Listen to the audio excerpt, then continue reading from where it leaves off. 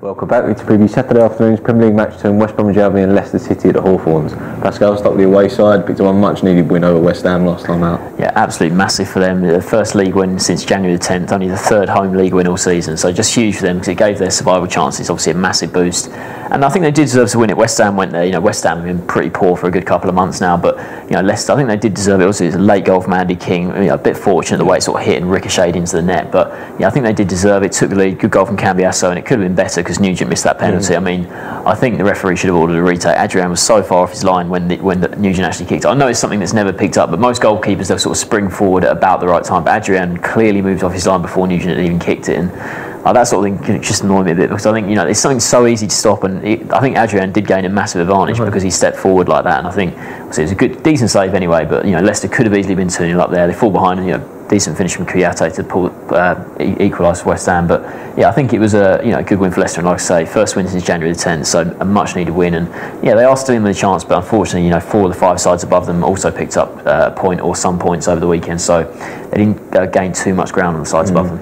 Yeah, I think a lot of people thought Leicester were sort of down and out when they usually get this stage of season. The team who's really struggling at the bottom. Like I say, they are bottom of the table, obviously, only 22 points, but 6 points from safety. Got a couple of games in hand, knowing QPR, obviously, and Aston Villa outside the relegation zone. Obviously, QPR in the relegation zone with them, but it's just fancy. They play good football, don't they, Leicester? They've got some good players. They just never really seem to. They've lost too many games, by the odd goal, 4-3 at Spurs, and they score a lot of goals for the teams down there. But they concede a lot of goals as well, so that's been their main problem this season. Got some good players, like I say, Cambiasso in that game. Surprised he went there in the summer. He's had some good games for them. And looking at where they're on the table, like I say, sitting bottom of the table. You say they've only won 3 home games all season, but they just might fancy their chances of getting out of it. Obviously the teams above them, you say, picked up points as well, but they might sort of sneaky through it. Yeah, 6 points behind Villa in 17, so they've definitely got a chance. And like I said, 2 games in hand on Villa as well. So they are looking pretty good for me, I think.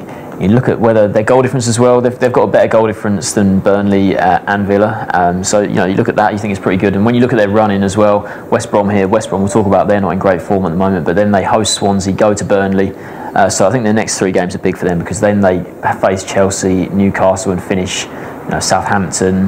Their run-in's actually quite good. You look at their last 2 games, Sunderland away, QPR at home, they're both very winnable games. So I think, considering they have got, like they say, at least 1 game in hand on all the sides above them, I think at the moment they've got a decent chance because their running is certainly easier than some of the other teams. Hull especially, we were looking at it earlier, Hull is really difficult. So I think Leicester will sort of look at that, and they've just got to try and find anything to be positive about. And I think the running, the fact they've got games in hand, there's certainly positives, and that win certainly just makes things look a whole lot better because, like you say, they did look down and out at one point.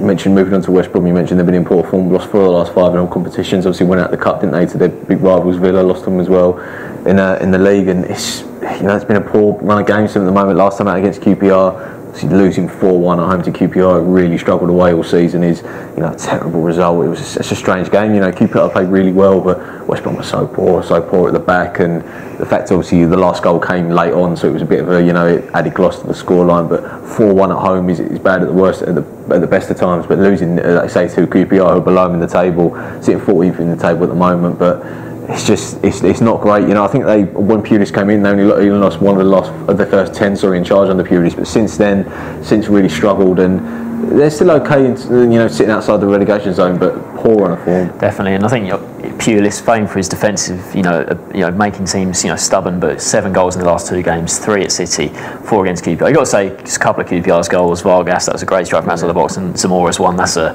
once a season strike, especially for someone like Zamora. Absolutely fantastic goal. But so they're the sort of things that you can't really account for. They were both just great strikes, but still to concede 4 at home to a side like QPR, who've been their away record this season is terrible, isn't it? So it's so disappointing for them. And when you look at the league table, like I say, 14, 33 points. They're 7 points clear of the bottom 3, so it's definitely not safe yet. And when you look at their running, they'll definitely want to pick up a point. I think this has to be a must-win game for them because they've got a really tough running. We mentioned that Leicester have got a fairly decent one, but when you look at West Brom, it's very difficult. Leicester at home here has to be a must-win game for them because then they go to Palace, seeing what Palace did to Man City on Monday night, so they're good at home. Then they host Liverpool, go to United, go to Newcastle. St James Park, always a tough place to go, and they finish with games against Chelsea and Arsenal. So they've got Chelsea, Arsenal, Liverpool, United all still to play. Palace away as well. Very, very difficult running for West Brom. And even though, you know, Pulis on the whole, you probably say he's done a decent job since he came in. 7 points. You know, there's still 7 games of the season to go. So and when you say the sides below, some of the sides below them, like Leicester, do have easier run-ins. West Brom's certainly not safe yet. They're a spot of bother, aren't they? That's for certain. It's obviously a massive game. What's your score prediction for this one? Yeah, I think Pulis will be. He will know this is a massive game because of those tough games coming up. I think I'm just going to pick West Brom here. Leicester, it was a great win for them last time, but I've got to say I just fancy West Brom here to win 2-1.